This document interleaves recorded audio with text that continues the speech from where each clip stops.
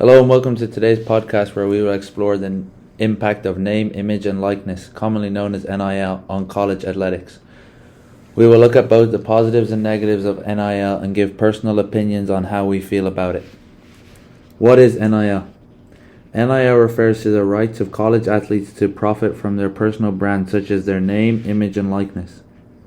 Before the year 2021, it was considered illegal for college athletes to receive any form of extra income on top of their scholarship tuition.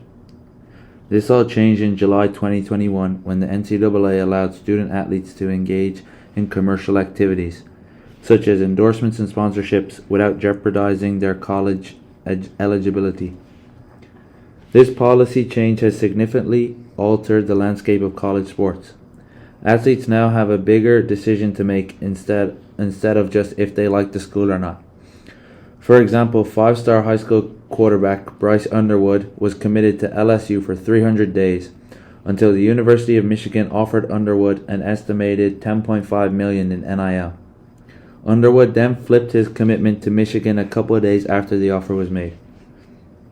To me, he would have been crazy not to accept this new offer, as that amount of money could set you and your family up for life. This just shows the power of NIL in college sports today.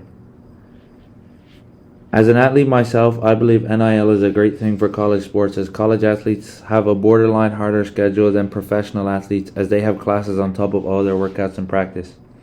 So I think it is right that college athletes are receiving income for their sport. However, I feel some limits should be put on NIL laws before it gets out of hand, as in my opinion it could explode college athletics if not watched carefully. Alright, let's talk about the money, because NIL is all about these athletes finally getting paid. For years, college sports made billions while athletes got, scholarships. Now they're signing endorsement deals left and right. Check this out. In 2023, the total NIL market was valued at $1.2 billion, and it's still growing. On average, a Division I football player lands NIL deals worth around $15,000, but the top guys, they're making 6 and 7 figure sums easily.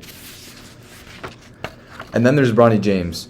Before even stepping foot on the court for USC, his NIL valuation hit $5.9 million. That's more than some NBA rookies. But it's not just future pros making bank. Social media is changing the game too. Take LSU gymnast Olivia Dunn. Her brand deals have brought in over $3 million, all thanks to her massive online following. The bottom line? If you're an athlete with skill and a strong personal brand, you can cash in big time. Alright, so now we've laid out the facts. Now let's talk about pros and cons. Is NIL making college sports better, or is it creating a total mess? Let's break it down. So, athletes finally get paid and no more playing for free while schools rank in millions. Definitely a pro right there. Female athletes in non-revenue sports are thriving, especially through social media. And it also teaches players real-world business skills, branding, contracts, and financial management. Some of the cons of NIL is that the smaller schools are struggling to keep up, meaning that their funds don't have enough funds to pay these athletes to attract them to their schools. So the wealthier programs with the big collectives are dominating the NIL scene. Locker room drama. Imagine being an offensive lineman protecting a QB who's making 6 figures while you're making nothing. And at this point in time, it's chaotic. There's no NIL regulation, which means that everyone is playing by different rules. Different states have different rules. Next, some of the controversies. The first controversy that we'll go over is the fact that having too much money from NIL could reduce motivation and drive to succeed. If athletes are handed big checks, which some of them are, to play sports, most of them, in my opinion, I think would lay off the gas in terms of their academics, because they're already making millions of dollars that can set them and their families up for life. And the second controversy is that the NIL money is being used to persuade athletes to attend certain schools. So schools can give money to athletes as an incentive to join their school, and in conjunction with the transfer portal, you have athletes joining different schools every year to increase their earnings. And I think the best example of this is Jaeden, as he was given $6 million to attend BYU, which is a school very few people thought that he was going to commit to. But since he was given $6 million, obviously that'll definitely attract anyone. The last controversy is that there isn't equal representation among male and female athletes, and that this inequality will cause the majority of money being granted to male athletes. You're next. So how are schools handling this?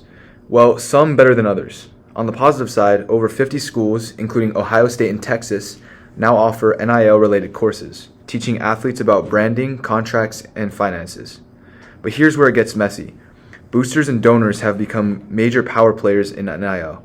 In 2023, Texas A&M's booster-led collective reportedly had a $30 million war chest to fund NIL deals for athletes. Now, technically, NIL isn't supposed to be pay-for-play, but let's be honest, in some cases that's exactly what's happening. And that's why there's growing pressure for federal regulation to create some kind of standard rules. Schools are walking a fine line. They want top recruits, but they also don't want to get caught up in shady NIL deals that could lead to NCAA investigations.